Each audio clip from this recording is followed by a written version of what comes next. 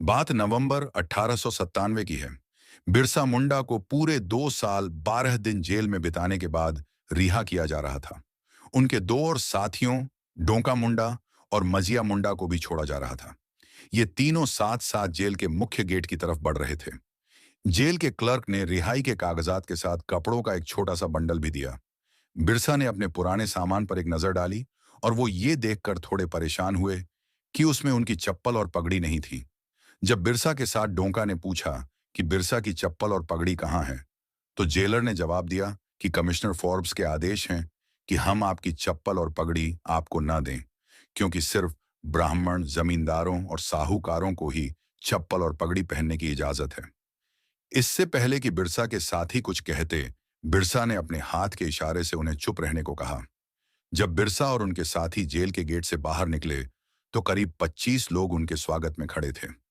उन्होंने बिरसा को देखते ही नारा लगाया, बिरसा भगवान की जय। बिरसा ने कहा, आप सबको मुझे भगवान नहीं कहना चाहिए। इस लड़ाई में हम सब बराबर हैं। तब बिरसा के साथी भरमी ने कहा, हमने आपको एक दूसरा नाम भी दिया था, धरती आबा। अब हम आपको इसी नाम से पुकारेंगे। बिरसा मुंडा ने बहुत कम उम्र में अंग्रेजों के खिलाफ विद्रोह का बिगुल बजा दिया था। उन्होंने ये लड़ाई तब शुरू की थी जब वो 25 साल के भी नहीं हुए थे। उनका जन्म 15 नवंबर 1875 को मुंडा जनजाति में हुआ था। उन्हें बांसुरी बजाने का शौक था। अंग्रेजों को कड़ी चुनौती देने वाले बिरसा सामान्य कद काठी के व्यक्ति थे। उनका कद था केवल 5 फीट 4 इंच। जॉन हॉफमैन ने अपनी किताब इंसाइक्लोपीडिया मंडारिका में लिखा था, उनकी आंखों में बुद्धिमत्ता की चमक थी और उनका रंग आम आदिवासियों की तुलना में कम काला था। बिरसा एक महिला से शादी करना चाहते थे, लेकिन जब वो जेल चले गए तो वो महिला उनके प्रति ईमानदार नहीं रही, इसलिए बिरसा ने उसे छोड़ दिया। कहानी मशहूर है कि उनके एक ईसाई अध्यापक ने एक बार कक्षा में मुंडा लोगों के लिए अपशब्दों का प्रयोग किया। बिरसा ने विरोध में अपनी कक्षा का बहिष्कार कर दिया। उसके बाद उन्हें कक्षा में वापस नहीं लिया गया और स्कूल से भी निकाल दिया गया। बाद में उन्होंने ईसाई धर्म का परित्याग कर दिया और अपना नया धर्म बिरसैत शुरू किया। जल्दी ही मुंडा और उरांव जनजाति के लोग उनके धर्म को मानने लगे। जल्दी ही उन्होंने अंग्रेजों की धर्म बदलवाने की नीति को एक तरह की चुनौती के तौर पर लिया। बिरसा के संघर्ष की शुरुआत चाईबासा में हुई थी, जहां उन्होंने 1886 से 1890 तक 4 वर्ष बिताए। वहीं से अंग्रेजों के खिलाफ एक आदिवासी आंदोलन की शुरुआत हुई। इस दौरान उन्होंने एक नारा दिया, अबू या राज एते जाना, महारानी राज टुडू जाना। यानी अब मुंडा राज शुरू हो गया है और महारानी का राज खत्म हो गया है। बिरसा मुंडा ने अपने लोगों को आदेश दिया कि वो सरकार को कोई टैक्स न दें। 19वीं सदी के अंत में अंग्रेजों की भूमि नीति ने परंपरागत आदिवासी भूमि व्यवस्था को छिन्न भिन्न कर दिया था। साहूकारों ने उनकी जमीन पर कब्जा करना शुरू कर दिया था और आदिवासियों को जंगल के संसाधनों का इस्तेमाल करने से रोक दिया गया था। मुंडा लोगों ने एक आंदोलन की शुरुआत की थी, जिसे उन्होंने उल गुलान का नाम दिया था। उस समय बिरसा मुंडा राज्य की स्थापना के लिए जोशीले भाषण दिया करते थे। के.एस.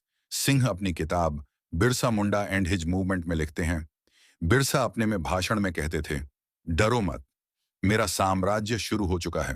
सरकार का राज समाप्त हो चुका है। उनकी बंदूकें लकड़ी में बदल जाएंगी। जो लोग मेरे राज को नुकसान पहुंचाना चाहते हैं, उन्हें रास्ते से हटा दो। उन्होंने पुलिस स्टेशनों और जमींदारों की संपत्ति पर हमला करना शुरू कर दिया था। कई जगहों पर ब्रिटिश झंडे यूनियन जैक को उतारकर उसकी जगह सफेद झंडा लगाया जाने लगा, जो मुंडा राज का प्रतीक था। अंग्रेज सरकार ने उस समय बिरसा पर 500 रुपए का इनाम रखा था, जो उस जमाने में बड़ी रकम हुआ करती थी। बिरसा को पहली बार 24 अगस्त 1895 को गिरफ्तार किया गया था। उनको 2 साल की सजा हुई थी। बिरसा मुंडा से कहीं पहले सन 1858 से अंग्रेजों के खिलाफ सरदार आंदोलन की शुरुआत हो चुकी थी। उसका उद्देश्य था जमींदारों और बंधुआ मजदूरी को समाप्त करना। उसी दौरान रांची के पास सिलागेन गांव में बुद्धू भगत ने आदिवासियों को अंग्रेजों के खिलाफ संगठित किया था।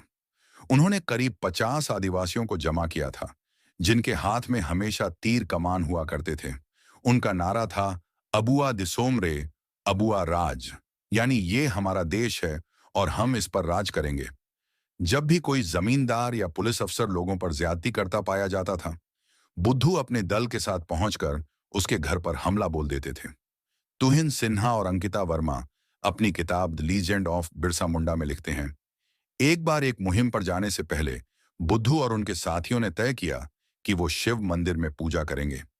जब वो मंदिर के पास पहुंचे तो वो अंदर से बंद था। वो अभी सोच ही रहे थे कि क्या किया जाए। अचानक 20 पुलिस वाले मंदिर के अंदर से निकले। इसके बाद मुठभेड़ शुरू हो गई, जिसमें बुद्धू समेत 12 आदिवासी मारे गए और बाकी लोगों को बंदी बना लिया गया। सन 1900 आते आते बिरसा का संघर्ष छोटा नागपुर के 550 वर्ग किलोमीटर इलाके में फैल चुका था। सन 1899 में उन्हें अपने संघर्ष को और विस्तार दे दिया था। उसी साल 79 जमींदारों के घरों में आग लगाई गई थी। आदिवासी विद्रोह इतना बढ़ गया था कि रांची के जिला कलेक्टर को सेना की मदद मांगने के लिए मजबूर होना पड़ा था। डोंबारी पहाड़ी पर सेना और आदिवासियों की भिड़ंत हुई थी।